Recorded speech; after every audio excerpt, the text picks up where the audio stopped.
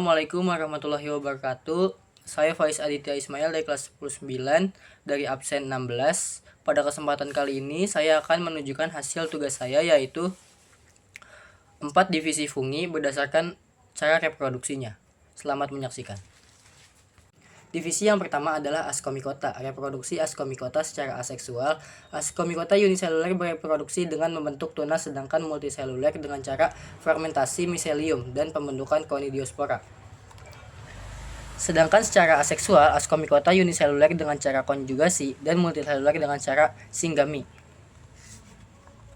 Dimulai Ascospora tumbuh menjadi hifa, kemudian bercabang membentuk miselium.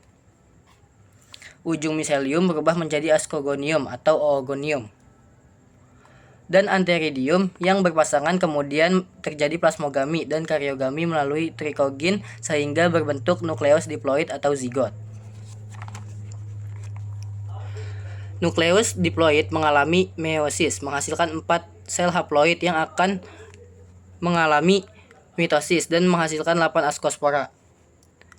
Akan tumbuh menjadi hifa baru dan proses kembali terulang. Yang kedua, divisi Zygomicota. Pada reproduksi aseksual, spora vegetatif yang dihasilkan oleh sporangium akan massa dan pecah. Kemudian tumbuh menjadi miselium baru dan menjadi jamur baru. Sedangkan pada proses aseksual dimulai dari hifa jantan dan hifa betina yang berdekatan, membentuk gametanium yang mengandung banyak inti haploid. Kemudian terjadinya plasmogami, penyatu plasma sel karena pecahnya dinding gametanium. Diikuti proses karyogami, penyatuan inti sel, sehingga terbentuk zigot dan zigosporangium menghasilkan zigospora. Zigospora akan tumbuh menjadi hifa setelah melewati masa dormasi dan proses kembali berulang. Divisi yang ketiga yaitu Basidiomycota. Secara aseksual, Basidiomycota dengan cara membentuk conidia. Secara seksual dengan cara singgami melalui basidiospora. Hifa positif dan hifa negatif mendekat dan terjadi plasmogami sehingga terbentuk hifa dengan 2 inti haploid. Hifa tersebut tumbuh menjadi miselium sekunder dan ujung miselium tersebut berkembang menjadi basidium. Terjadi karyogami atau penyatuan 2 inti haploid menjadi 2N.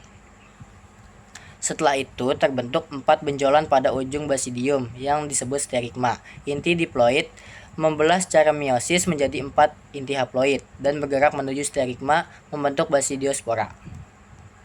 Basidiospora akan tumbuh menjadi hifa bersekat dan proses akan terulang kembali. Divisi yang keempat atau divisi yang terakhir adalah divisi Deutermycota. Deutermycota disebut jamur tidak sempurna karena fase reproduksi seksualnya belum diketahui. Kelompok ini berkembang biak secara aseksual dengan conidia. Langkah-langkah reproduksi vegetatif aseksual pada divisi Deutermycota. Yang pertama, terbentuk zigospora hasil penyatuan hifa positif dan hifa negatif. Zigospora berdinding tebal dan berfungsi untuk bertahan hidup pada kondisi yang tidak menguntungkan. Saat kondisi lingkungan membaik, zigospora berkecambah dan membentuk tangkai yang akan menghasilkan sporangium. Di ujung tangkai terbentuk sporangium yang berisi spora.